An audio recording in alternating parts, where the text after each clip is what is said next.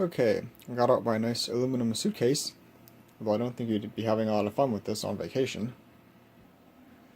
Alright, so I got it set up here.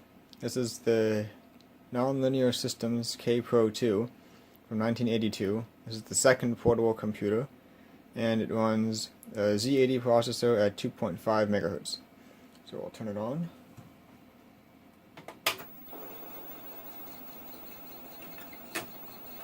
Take my protection sheets out of the drives.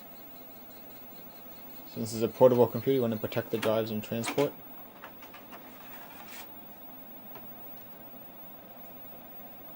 You see the screen?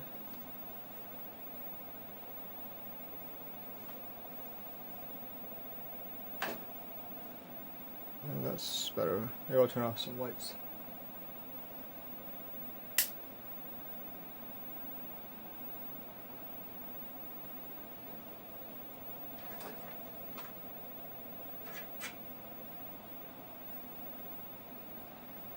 I think you can read that.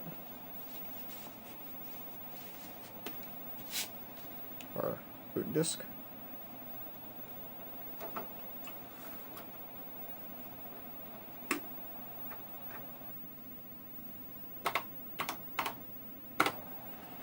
So today I'm going to do a little demonstration of two different CP/M compilers, or not CP/M, Pascal compilers for CP/M on this computer. That's our boot disk there. First one, let's see, my program should be on this disk.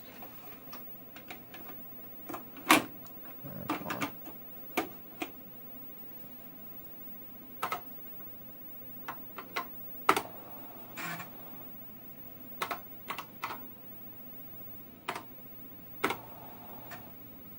Yep, that's the program, the Pascal program that we're going to be running. So, equation evaluator I wrote a few years ago, and then I modified a few lines so that it would work with these older versions of Pascal.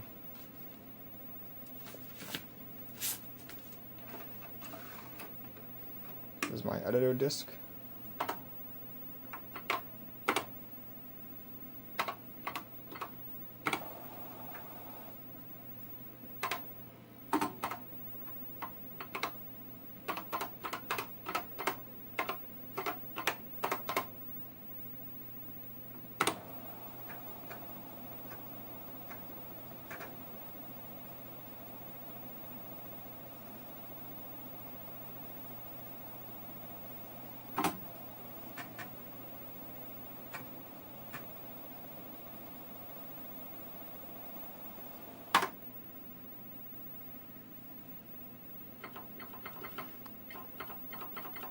So we have our program name.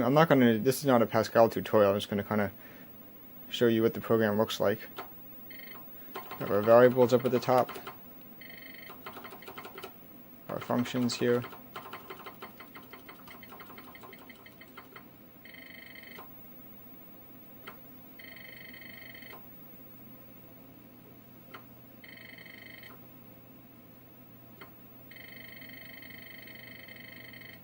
And the main program down at the bottom.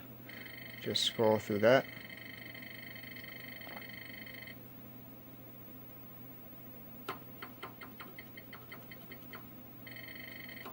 And that's it. So just a little look at the program that we're going to be running here. Alright, so first I'm going to demonstrate MT Microsystems Pascal MT Plus. It was later purchased by Digital Research and then they sold it as MT Plus Pascal as well. This version is from 1982, I believe. So I've got my boot disk in drive A, and my compiler and program source disk in drive B.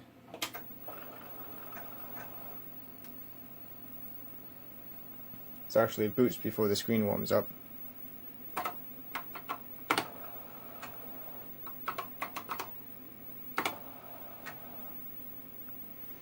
So you can see right there, mtplus.com is the compiler, linkmt.com is the linker. These EOL files are the libraries, and these different numbers are the overlays. And that's our source file right there.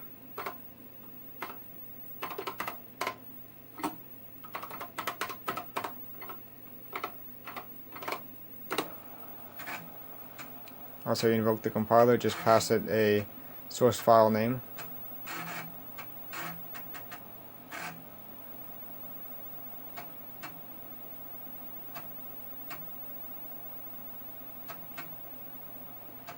It parses the file first.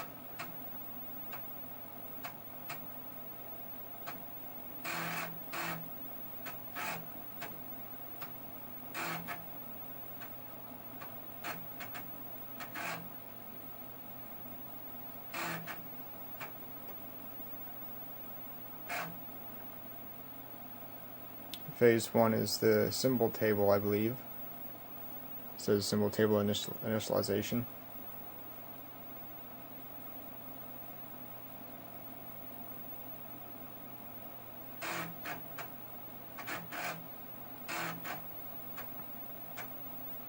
It tells you how much memory is left after generating the symbol table. And now phase 2, it's going to list the addresses of all the different functions and procedures that make up the program.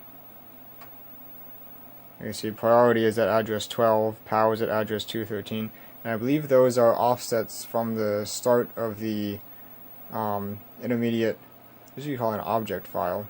I'm not sure if this is not the, I'm sure this is not the standard object file format, but whatever the format of these EOL files is, it is from the start.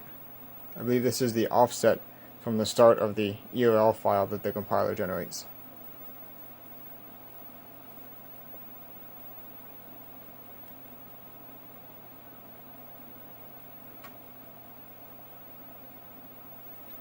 On this one down here without an offset, that's the actual name of the main function, the main procedure. I should say the entry point.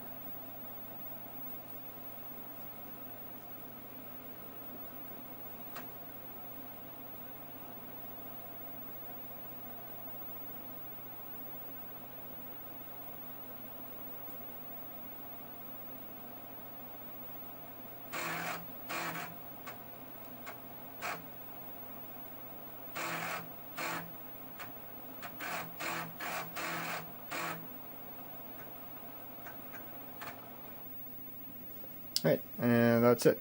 So it compiled all 248 lines with no errors, and it gives you the code and the data size. So, and this warm boot, by the way, that just means that it reloaded CPM from drive A after it was done, since a lot of these programs overwrite the actual operating system. But anyway, now we should be able to link it. Actually, first, and that is our output from the compiler. The compiler generates one of these EOL files, which we will now link together with the linker. So we just pass it the name of ours, the main program first, and then whatever other libraries we use, and we use the transcend library and the FP Reals library.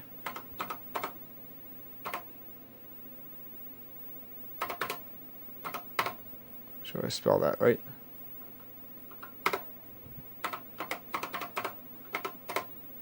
And then the standard library is, I better make sure it's on here.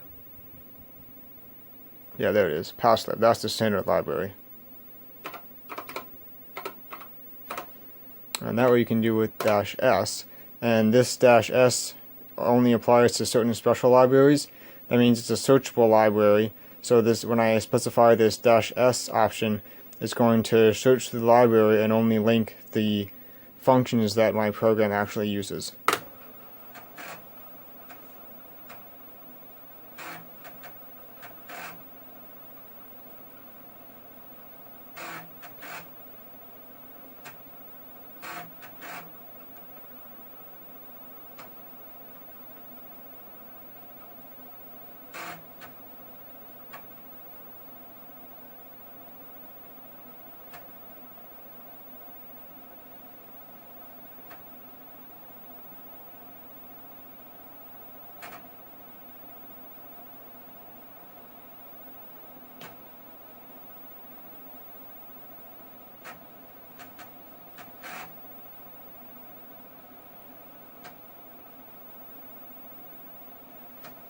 So we have no undefined symbols, that's good.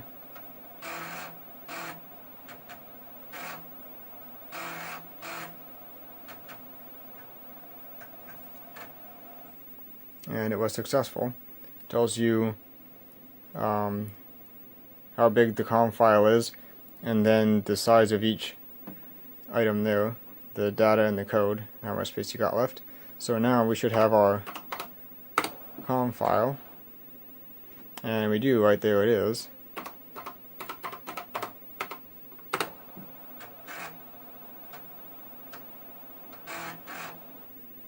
I'm not sure if I mentioned this, but this is just a simple equation evaluator.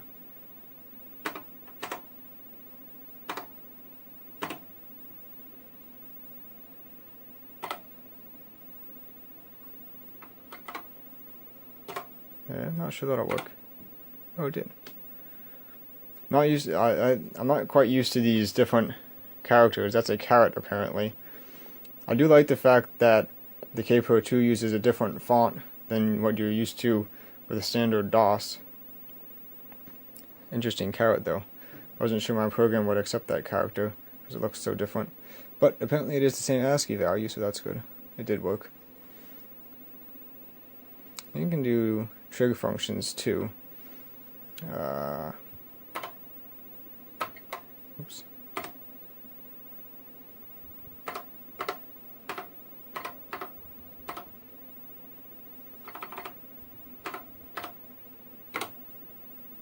Yep.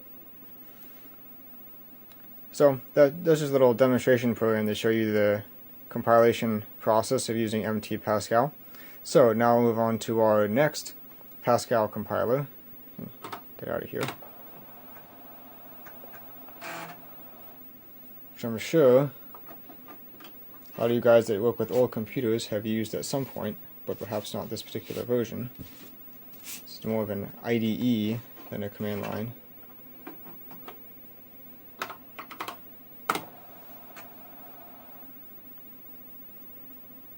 It's Turbo Pascal. CPM version.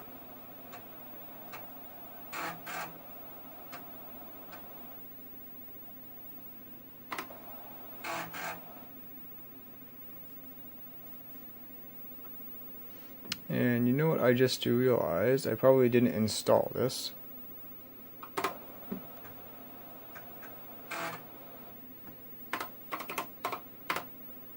The TINS program lets you configure it for whatever computer or terminal you have. Let's do screen installation.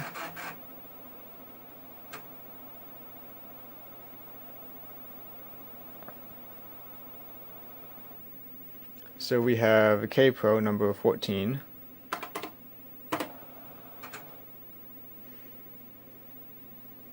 Yeah, that's not modified. We'll just assume it's right.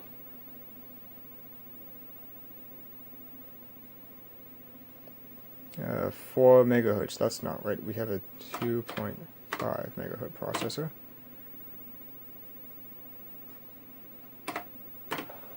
Apparently 2.5 is not acceptable.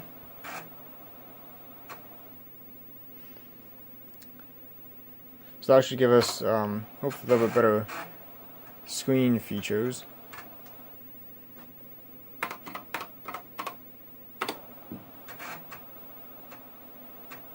And so the different CPM computers had different screen resolutions and screen controls and everything. You have to let it know which one you're using. Well, that actually made it worse, apparently. Now we have ones here. Oh well. We'll see what happens.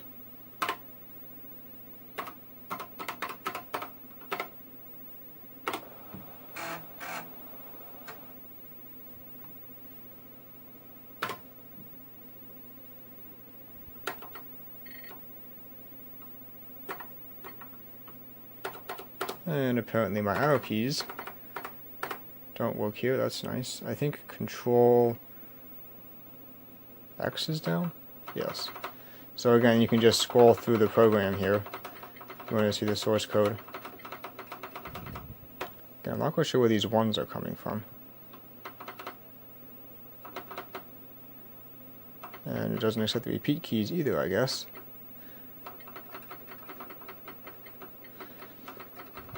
To all the different functions here.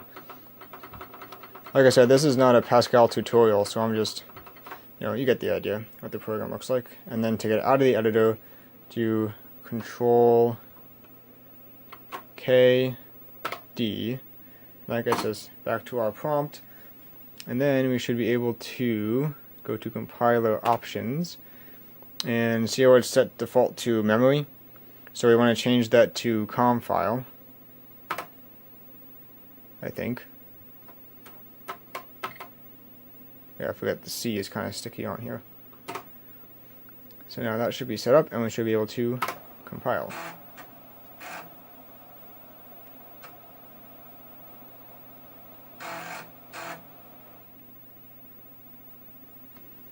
Oh.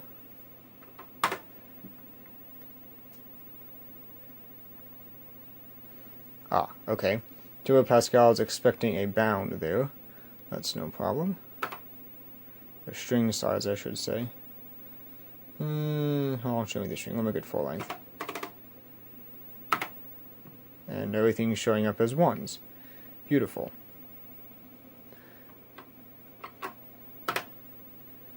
I'll save that.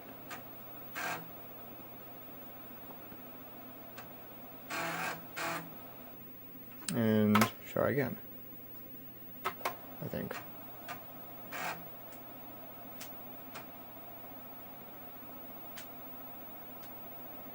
Yeah, that's kind of the nice feature about Turbo Pascal is when you have an error, it takes you right to where the error is, instead of having to go back and open a text editor and edit based on the error, based on the line number.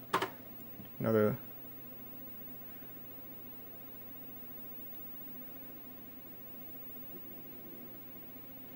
Then exit. Can't exit.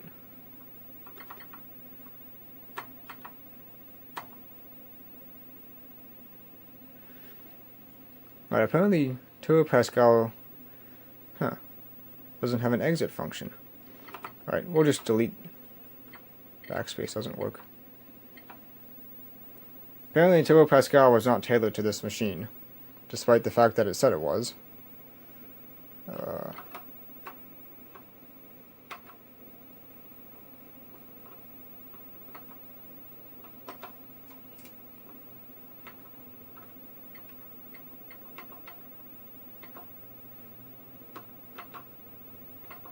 Control D is delete. I'm just figuring this out as I go along.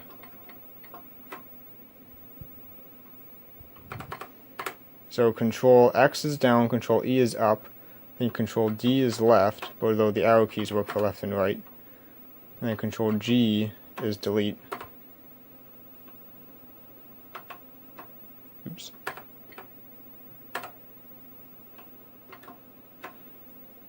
Okay, let's try that. Control K, D is back to the menu.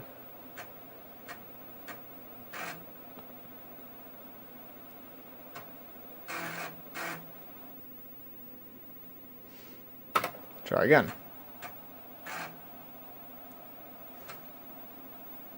Usually Turbo Pascal is a more permissive dialect than the other ones, but not in this case.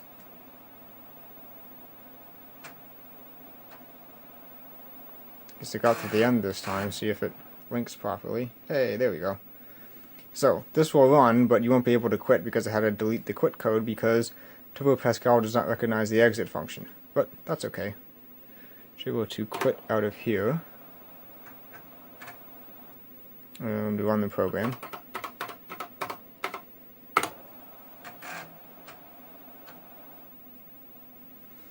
Okay, and should work same as last time.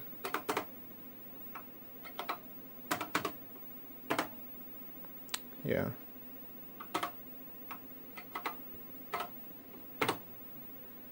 Yep.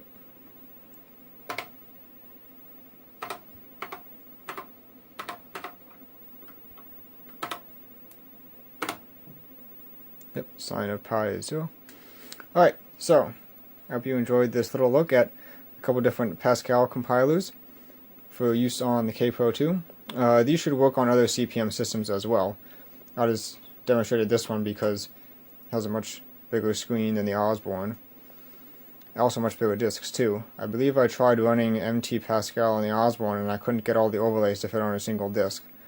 But these should work on most CP/M systems. Double density drives should be enough to hold all of the MT Pascal files. I'm not sure if they'll hold all of Turbo Pascal. I haven't checked the size of Turbo Pascal. But anyway, I hope you enjoyed this little look at 2 Pascal compilers for use on CP/M systems. And thank you for watching.